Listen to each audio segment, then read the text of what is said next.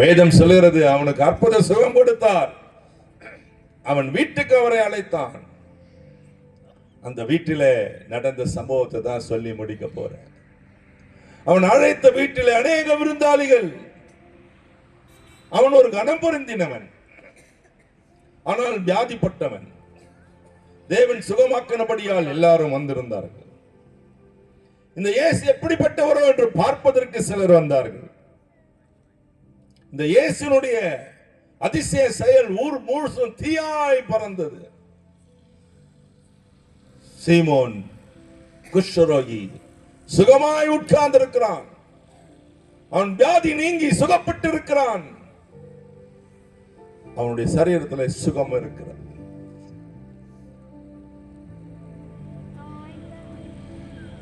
வேதத்திலே நீங்கள் ஒரு பகுதியை வாசித்திருப்பீர்கள். ஈசோப்பு என்ற ஒரு செடியை குறித்து. இயேசு மரிக்க சிலுவையிலே அறைந்திருந்த பொழுது, தாகமாயிருக்கிறேன் என்று சொன்னபொழுது, ஒரு சேவகன் காடியிலே ஈசோப்பை நினைத்து அவர் வாய்க்கு கொண்டு போய் கொடுத்தான். ஏன் இந்த ஈசோப்பு? தாவீது சொல்லுகிறான், ஈசோப்பினால் என்னை சுத்தமாக்கும்.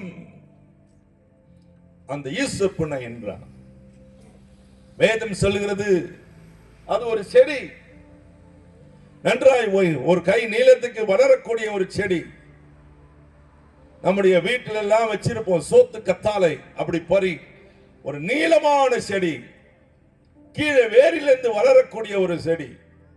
அது நுனியில ஒரு பூ இருக்கும். அதுக்கு தான் ஈசோப்பு என்று பெயர். இந்த ஈசோப்புக்கு ஒரு தன்மை உண்டு. அது என்ன தன்மை என்றால், வியாதிகளை குணமாக்குற ஒரு சக்தி. நம்முடைய சரீரத்திலே அநேக செல்லுகள் இருக்கிறது. இந்த செல்லுகள் வளர்ந்து அது மரித்துவிடும். அதுதான் அதனுடைய தன்மை. எப்படி புல்லுகள் வளர்ந்து செத்து போகிறதோ, காலையிலே தோன்றி மாலையிலே மடிந்து போகிற புல்லுக்கோப்பாய் மனுஷனுடைய ஆயுசு இருக்கிறது என்று வேதம் சொல்கிறது. அதே போல இந்த செல்லுகள் மனுஷனுடைய வாழ்விலே தோன்றும், மறைந்து போகும். அதைதான் செல்லுகள் என்று சொல்லுவார்கள். இந்த செல்லுகளுக்கு சில தன்மை உண்டு. சிலது சீக்கிரம் மரித்து போகும், சிலது மரித்து போகாது. இது மரிக்காமல் சிலது பழுதடைந்து விடும். அந்த பழுதடைகிற நிலைமை தான் இன்றைக்கு அநேகர் கேன்சர் அப்படி சொல்றாங்க. அந்த செல்லுகள் மனுஷனுடைய சரீரத்திலே வெளியே வராமல் இருக்கிறதுனால அது வெளியேறி போன ஒரு கட்டியா வந்து வெடிச்சு வெளியே வந்துடும். ஏதோ ஒரு விதத்தில் அது செத்து விழுந்துடும். நகம் வளர்ந்து போகிறதை போல சரீர உறுப்புகளிலே அது வளர்ந்து அது மரித்து போகும். எல்லாருக்கும் அது நடக்கிறது உண்டு.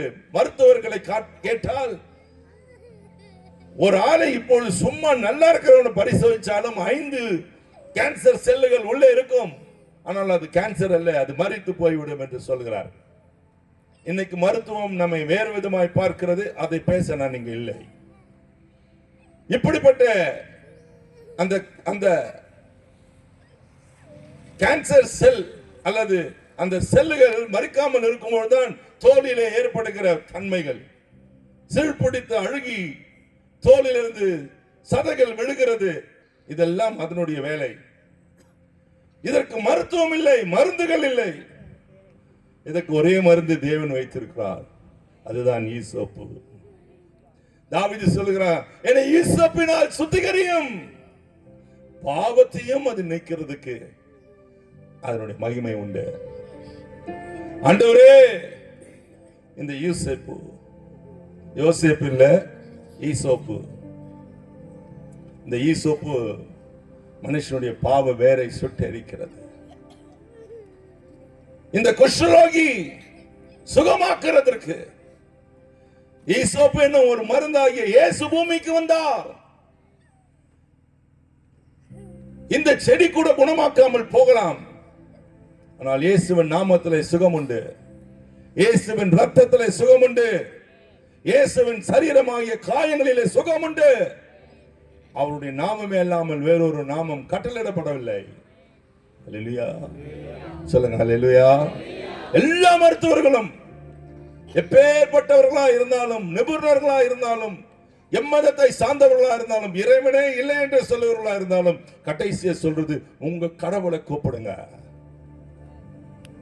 அப்படி கூப்பிட்டு அற்புதம் பெற்றவர்கள் அருள்நாதர் இயேசுவை தான் சொல்லுகிறார்கள்.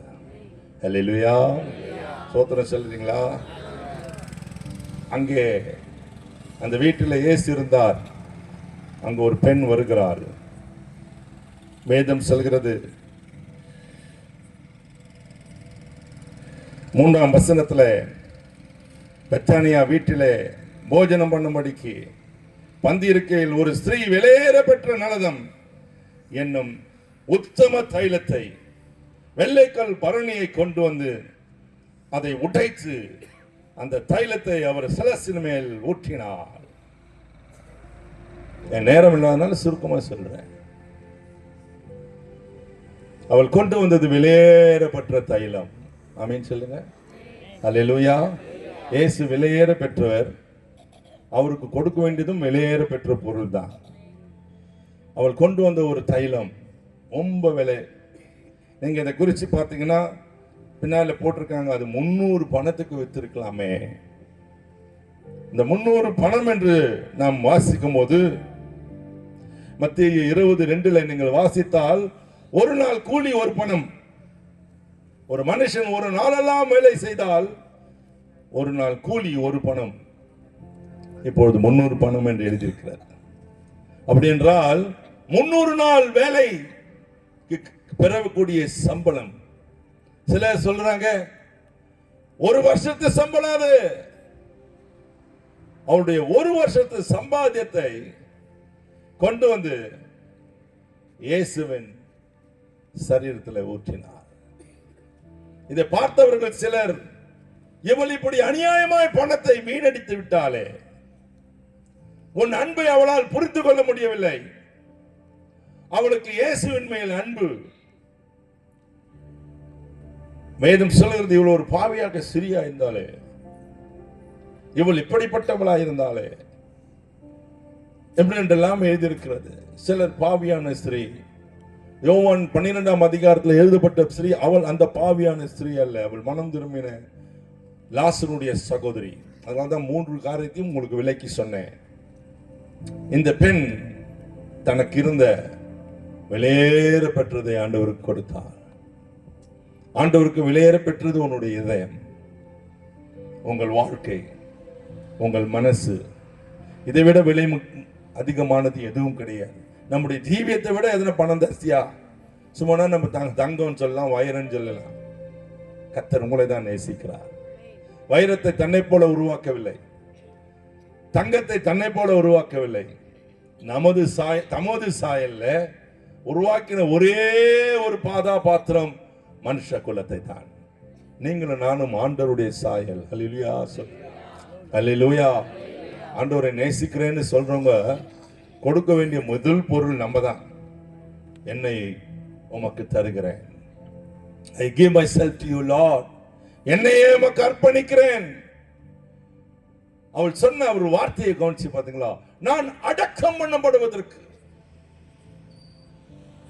இயேசுவை மரணத்திலே பார்க்கிறவர்கள் வாழ்வடைவார்கள். இயேசுவை சிலுவையிலே பார்க்கிறவர்கள் இரக்கம் பெறுவார்கள், தயவு பெறுவார்கள், வாழ்வு பெறுவார்கள், அற்புதம் பெறுவார்கள்.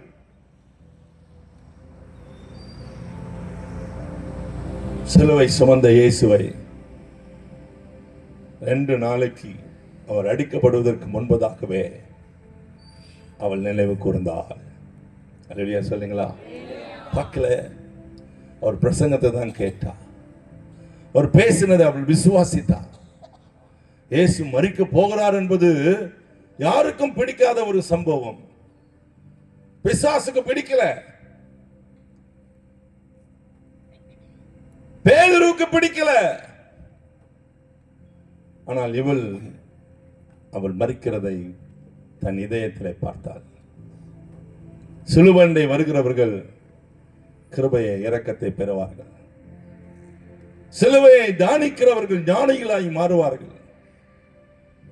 சிலுவையை தன் இதயத்துல, சிலுவை சுமந்தவரை தன் இதயத்தில் சுமக்கிறவர்கள் மேன்மை அடைவார்கள்.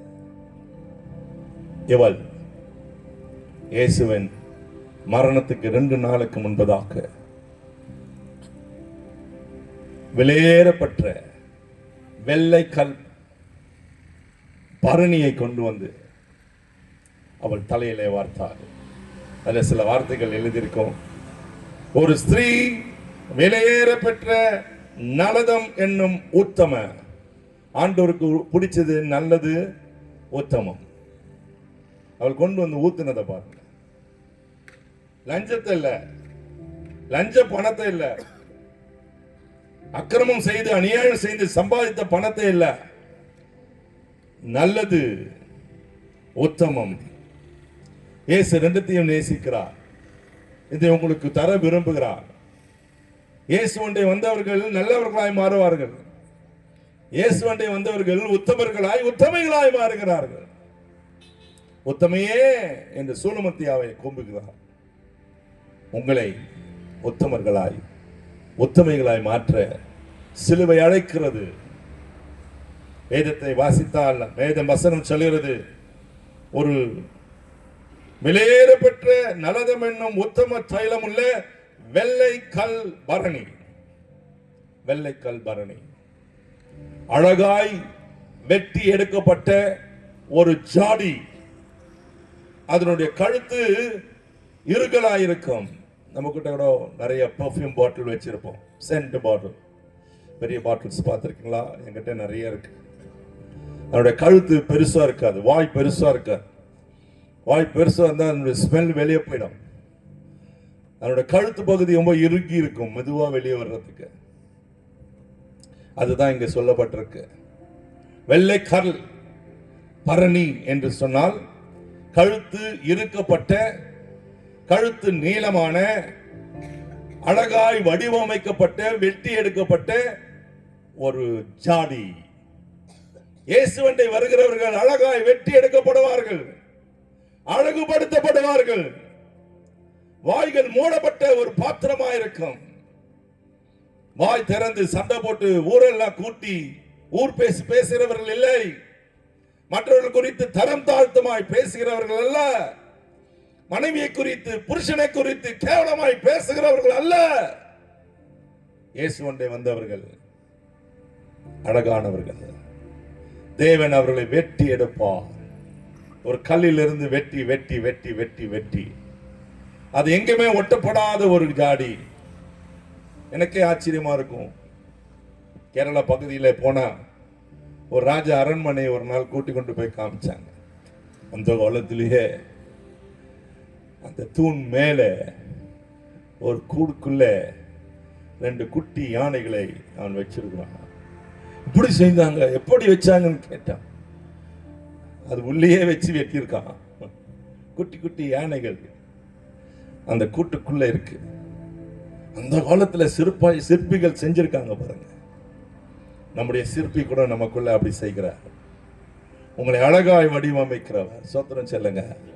அல்லேலூயா, அல்லேலூயா. நான் அடிக்கடி நினைச்சு அழுவேன். சில கூட்டங்களில் உட்கார்ந்து சிலர் சாட்சி சொல்லும் போது அழுவேன்.